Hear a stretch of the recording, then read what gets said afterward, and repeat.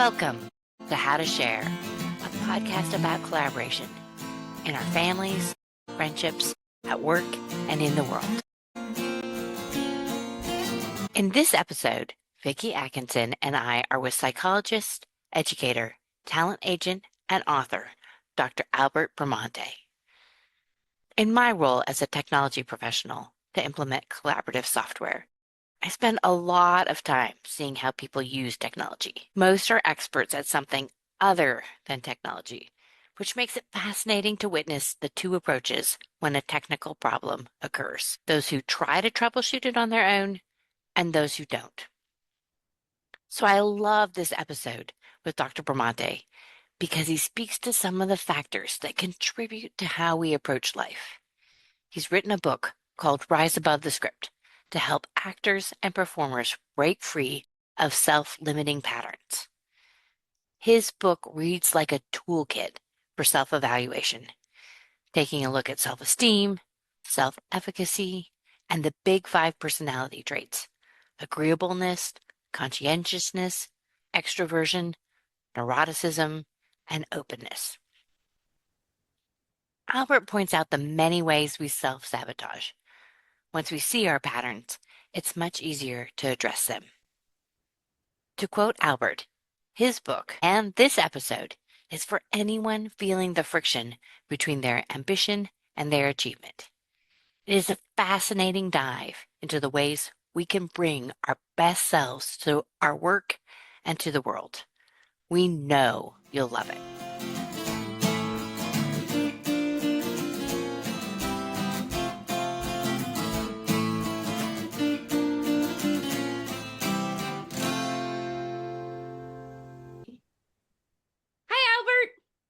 Hi.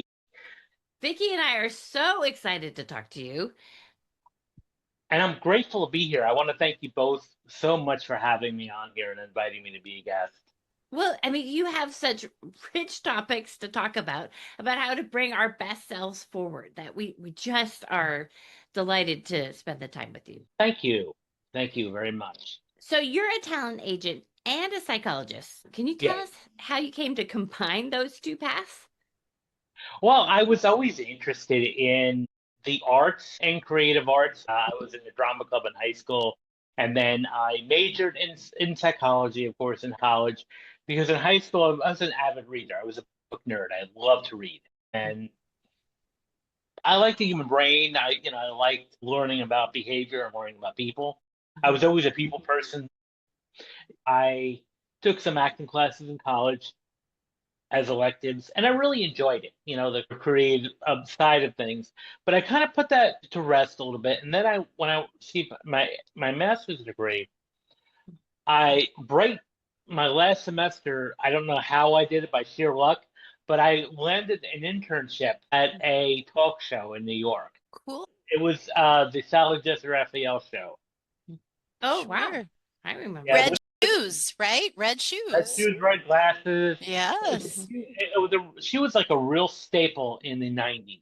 Mm-hmm. The 90s and really early 2000s. Mm-hmm. And so I did that for a semester. Now, my duties was more on the crisis intervention, the counseling side of things, what they call aftercare, which was the care for the guests afterwards so that they're not, going to kill each other when they go off stage or hurt themselves or anything like that. Right. That experience was like my first professional show business experience. And it was definitely eye-opening for me, and to a point where it was one of those experiences which I'll never do again. There was a lot of ethical issues I was kind of facing, dilemmas. Like related to privacy and disclosure, I'm wondering. It was privacy, disclosure, but also the goal wasn't, even though it was set out to the viewers, like, Sally just Raphael and the show wants to really help people. That's not really the goal.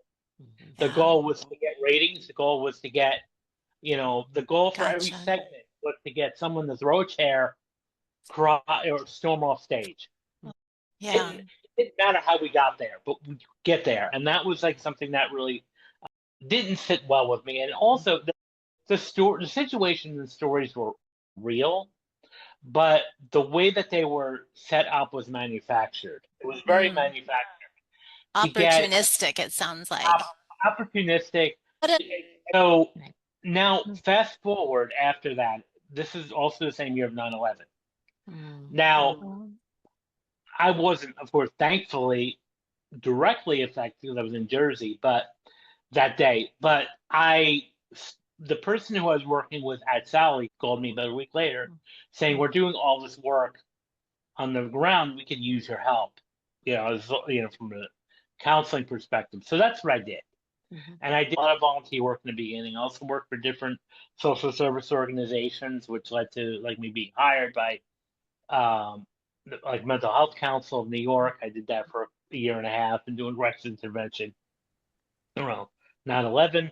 Mm. So, but during this time, I started working with actors and meeting actors again, Mm. rekindling my college and high school. Mhm. So I tried to give it a go as a professional actor myself. Mhm.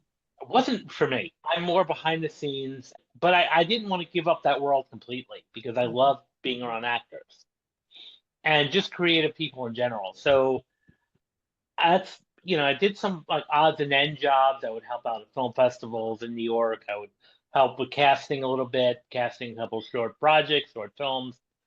And each time I was meeting some of the actors that I really liked. And the biggest joy for me in general in life is connecting people. I really consider myself a connector.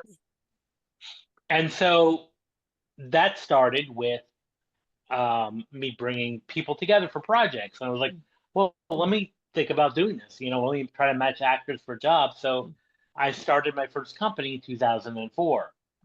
And during this time, I guess to kind of make myself happy, I made a promise to my grandmother I was going to be a doctor. And I was already halfway through. I was already had my master's degree. I said, might as well go the whole route.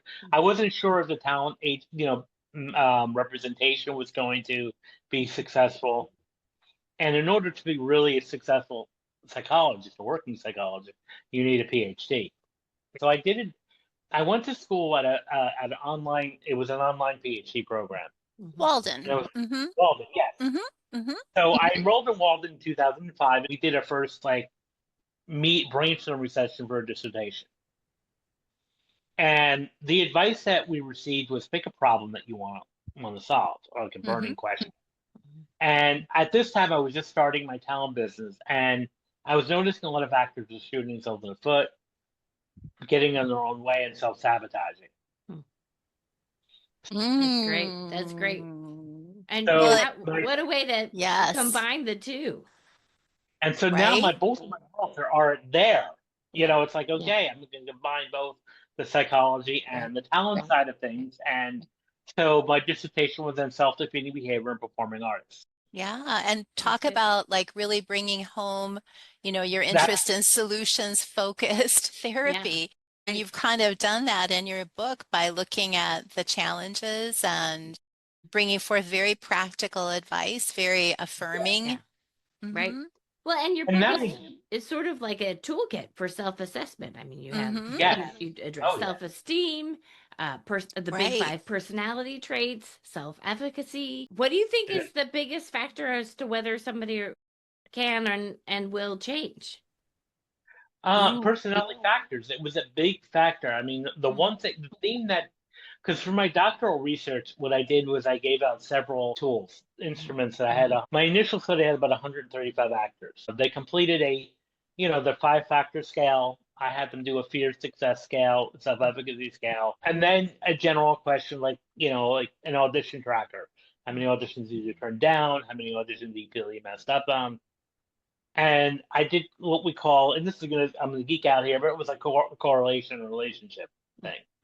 So at the biggest finding that kept coming up, and of course I did multiple statistical analysis, which I'm not gonna get into, but Mhm. it was one thing that kept coming up was there was a high relationship between neuroticism and their five traits and conscientiousness. Mm-hmm. So conscientiousness, I mean, high neuroticism combined with low conscientiousness equaled self-sabotage. Mhm. Yeah, massive vulnerability for someone who's, intending to put themselves in a, you know, a place professionally where being judged is the day in, the day out, right? Mm-hmm.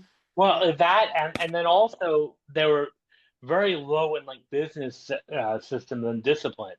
So if Mm-hmm. you add the high neuroticism, which is prone to anxiety and depression, and Mm-hmm. high emotional reactivity, combined with low conscientiousness, that kept popping up there. Probably more so than any other thing, significantly at least. So, and that just kept coming up like at least 4 or 5 times in my analysis with the strongest Mm-hmm. correlation. So that was where I kind of went with. I was like, okay, what we need to do, develop into, some from a short-term solution, is to lower the head temperature on the emotional reactivity side, but also develop systems to increase the conscientiousness and business side of things, which Yeah. makes perfect sense because it's called show business for a reason. That's right. The second, Right.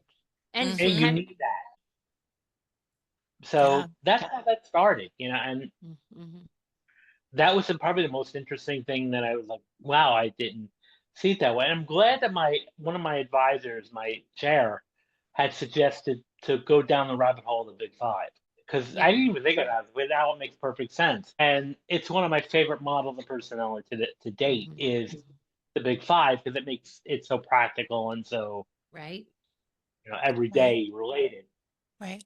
And applicable, I think, not just for performers. I think it's fairly well recognized. But, as Wynne said, what you've done is you've created a toolkit. But when you mentioned, show business, developing the business acumen is Mm-hmm. important. And I think one of the things I really appreciated is that you have a whole chapter dedicated to lifelong learning and really, pushing people to build confidence by being educated, reduce vulnerability by being aware and read, and also the encouragement that you offer about being prepared to do the work because it is Right. work. Right. Increasingly, it seems like that's a message that needs to Yeah. be heard. Well, Yeah, absolutely. yeah. Mhm. Interestingly enough, there's a reporter from The Atlantic that just wrote a book about the Big Five and whether you can change those Mm, characteristics. I'm gonna So, check that out. yeah, yeah. I think her name's Olga Kazan, and the book is Me But Better: Science of Yeah, I'm How gonna to. check that out. Yeah, maybe you've heard of it. And that's what you do so well is that you provide those hot tips. Yeah. You point out ways that we self-sabotage beliefs around money, Hmm. imposter syndrome, fear of success. Is recognizing things like that, like calling out the monster in the closet, is it easier to stop once we've seen it? Yes, half the battle is seeing it. That is the biggest thing because with Mm, self-sabotage, especially like that, if you want to call that demon or that monster, is hidden. It's not. yeah. Right. It'll direct our behavior, but we're not recognizing it. So one of the things I think that's really important to understand is, or to work, to start to recognize is if someone starts to take on the victim mentality. So, I can't do anything right. Everyone's against me. The world is a bad place, or Right. just or even just that learned helplessness mode. It's like, okay, I can't do this Mm-hmm. anymore, Mm-hmm. and that's when it's like, okay, how are you contributing to this? And there's Mm-hmm. that accountability and responsibility. I don't mean Right. blame. I mean responsibility, and Yeah. so it's about taking responsibility. It's the first step. Yeah.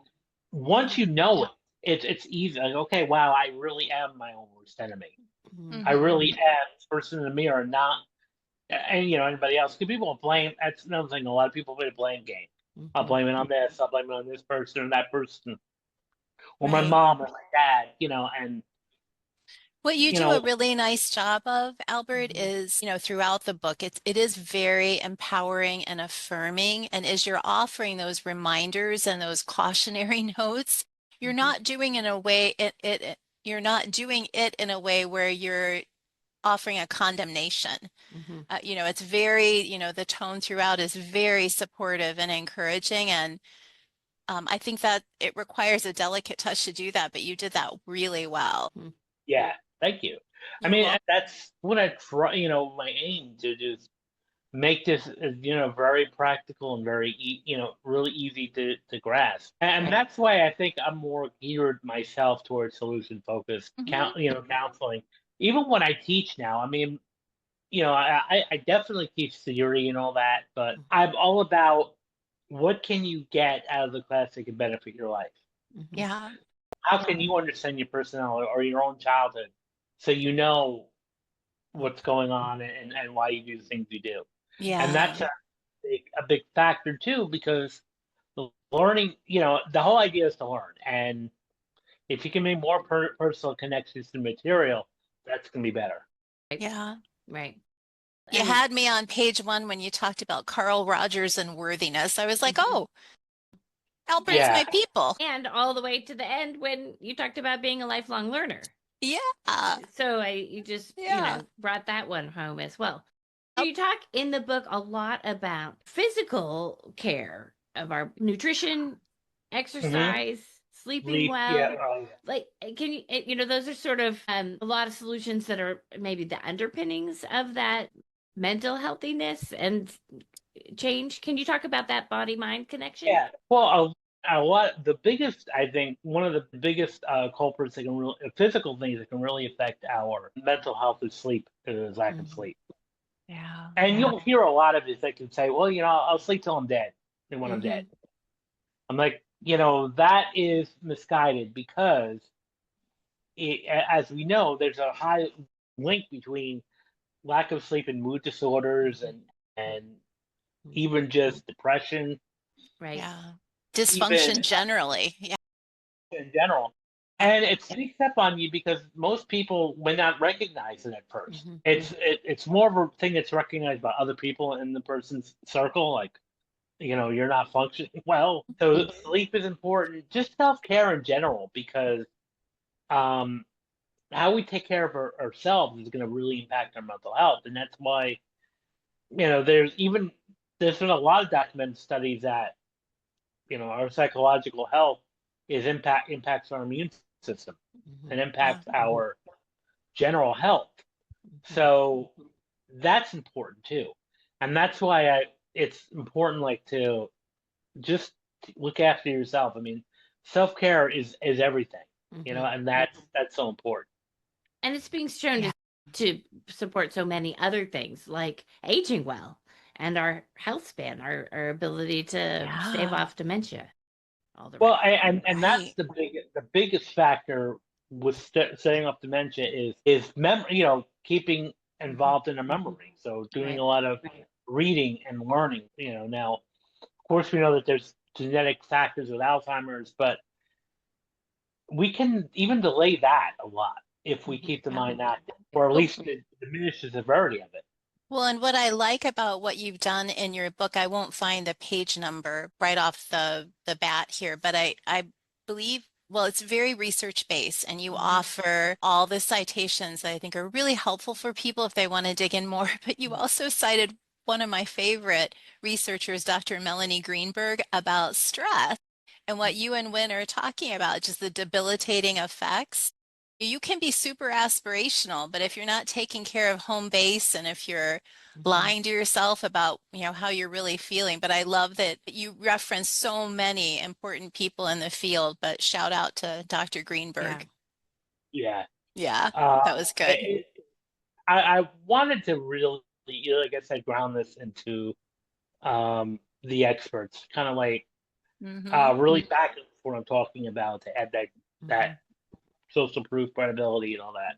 Right. Yeah, well done. And you mentioned that, aphorism, or adage, well, I'll sleep when I'm dead, which, and we're talking Yeah, about people who want to achieve better, who want to, find their voice and, right.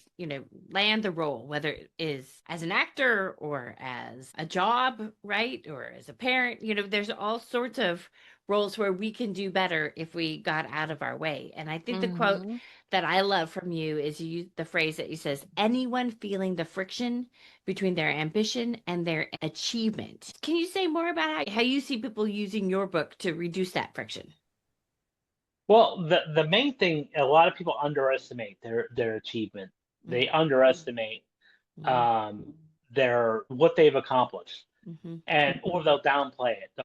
They'll or even forget it. And it's like the way, especially when they're in a moment of self doubt, like I really didn't accomplish much, and then you have to break it down and say, well, look at all you've done, and you start listening to things, And then you'll hear a lot of times people say, well, I didn't really think of that. I don't remember that. Now it makes sense. Now you think about it, now they mention it, yes.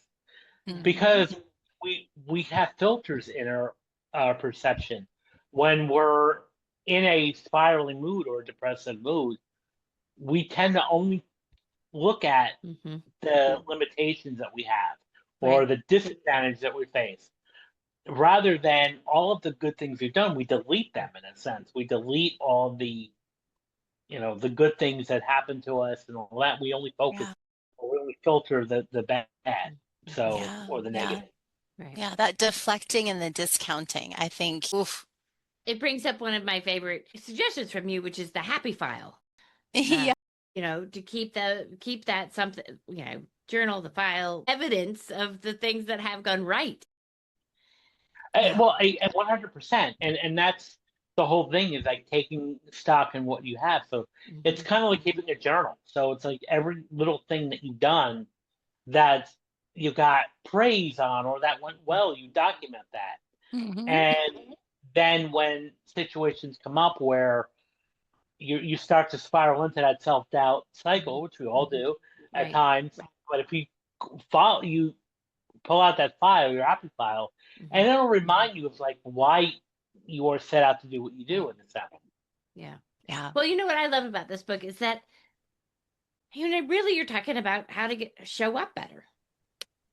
We can all show up better, because if we're working from that place of healthy self-esteem and, not from the spiral of self-doubt, when we're thinking about our big five, are we being agreeable? Are we, being open, conscientious? I mean, those are just such ways for us to show up better and deliver our gifts to the world.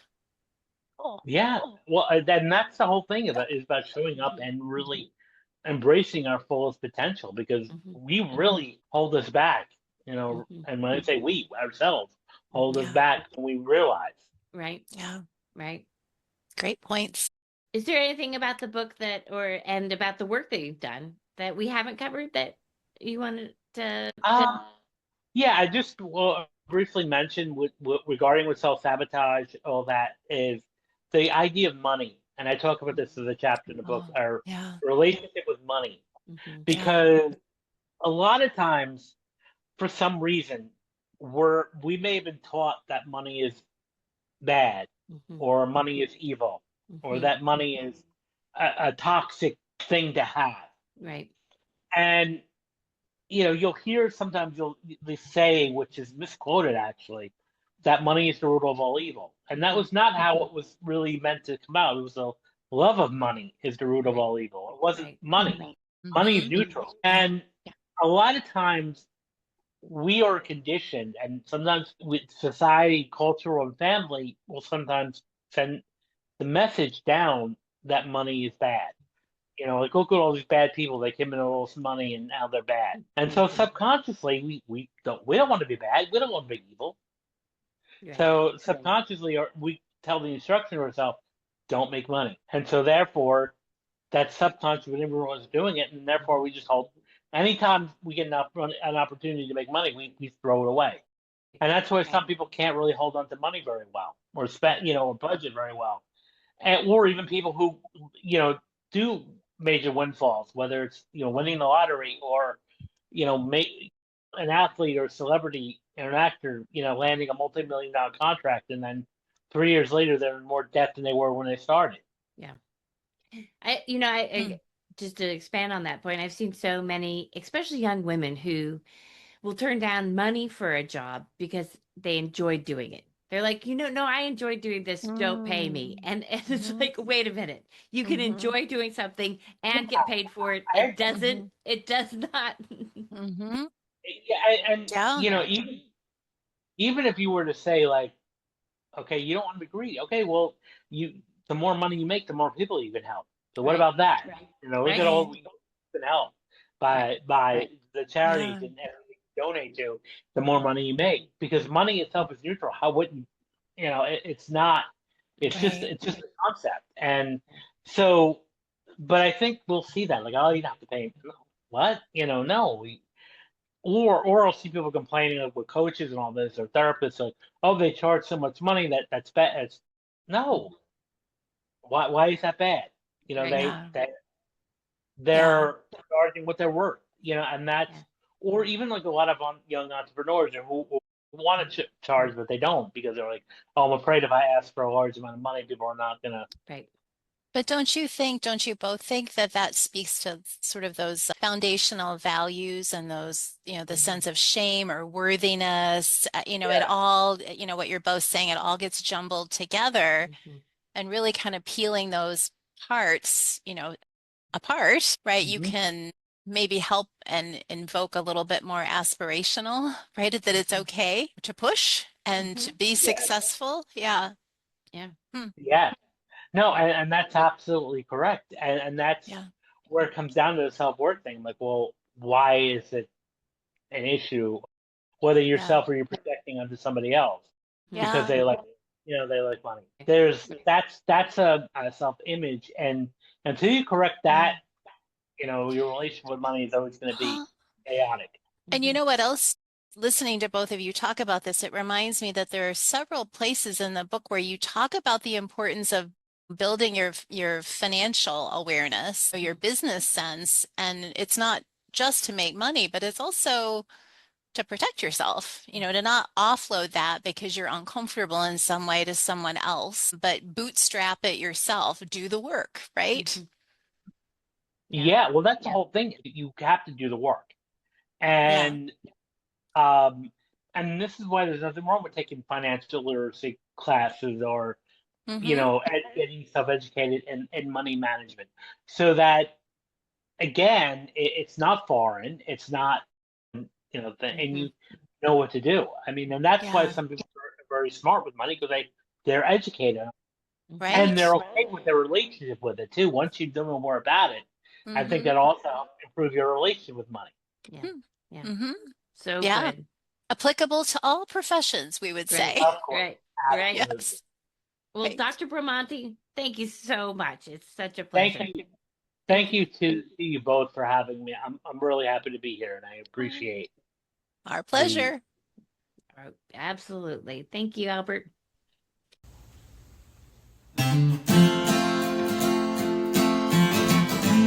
Thank you for listening. Our music was written for us by the incredible duo of Jack Campora and Rob Koenig. For show notes and more great inspiration, see avitiva.com, avitiva.com.